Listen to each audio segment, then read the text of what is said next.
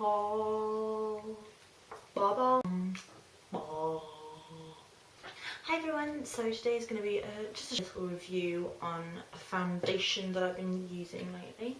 You can tell from the title of the video what I'm going to review. It's going to be the Revlon Colorstay foundation. My one is combination to oily skin, so it's supposed to give a more matte finish. I have a few things to say to Sir Revlon, and they aren't very positive. I'm really mad that I even bothered to buy this. If you ever look at reviews online, you will see that there are hundreds of really positive reviews, girls raving about this product, and then there's the occasional odd one who's like, I absolutely hate it, it doesn't do anything it's supposed to do, waste of money, I wish I hadn't bought it. I have to say, I am one of those few girls who's bitterly disappointed with this. My skin is very problematic skin. You see me at the beginning of like tutorials and makeup looks that you can see all of like the acne streaks on my cheeks, which can get very oily, and I'm very yellowy beige. I'm warm. That means I'm warm undertone, isn't it? I can never remember. I always have to look it up because I keep forgetting. But yeah, so I bought the Revlon Colorstay in the shade Sand Beige 180. It's a much more affordable one than most, and it sounded pretty decent compared to everyone else. But, well, first off, we'll start off with the packaging itself. It's a lot of product, which I'm really happy about, but like a lot of people who are annoyed, there's no pump, it's just an open bottle, which is really damn annoying because it makes it really hard to apply. You have to like dab it onto your hand or something, and it used to take forever. When I just first bought it, I was like this, upside down, and it was like full and nothing was coming out. I don't know, maybe it's like really gloopy and thick, so it was impossible to come out. So they really need to put a pump on these, Mr. Revlon. Please take notes. I need pretty high coverage, and this does not do it. It's supposed to have about medium to high coverage, and that did not happen.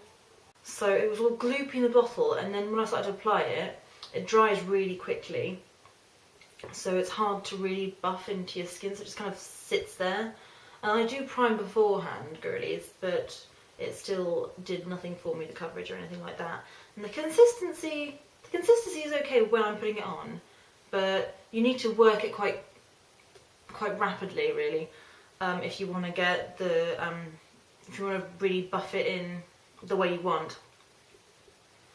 Once it's on, and well, I always set my foundation, and after then it looks fine, it looks matte, but that is the matte powder doing the work. It's supposed to give a matte finish. This product is supposed to give matte finish, and it does not do that. It just makes me look, it makes it look more shiny than I do without anything on, which really baffles me. A lot of people complain that it oxidizes quite quickly, and by the end of the day they have heads that resemble pumpkins. I have not had that problem. The shades that they have, this is another very common complaint that these girls have, is that the range is just not, it's not varied enough. They need to really have some more shades designed for more yellowy beige skin tones. They're all on the warm side. This is probably the yellowiest I could find for me. I'm on the lighter side, but I'm so yellow. I'm sure you've seen some of my photos that it's nowhere near. After trying it a couple of times, to be honest, I didn't really want to keep using it. But there is a lot of product, to be fair. I mean, it gives you about 30 mils. It's quite a decent amount of product, and I'm not one to waste a cosmetics product. So I've continued using it. It's supposed to be 24-hour long lasting, and it doesn't do that for me at all. My skin just drinks it, and not in a good way. I've lost my train of thought now. If this is the most ideal foundation for you, then I'm quite envious, because chances are I probably need a really expensive foundation to do exactly what I want, but there you go. That's my opinion on Revlon Colorstay combination to oily skin foundation. I hope you took anything I said into account if you've got a similar skin type to me. I'm not wearing it at the moment, by the way, but it's almost as if I am. Look, nightmare skin. Anyway, that's all for today, so ta-ta, I will see you soon.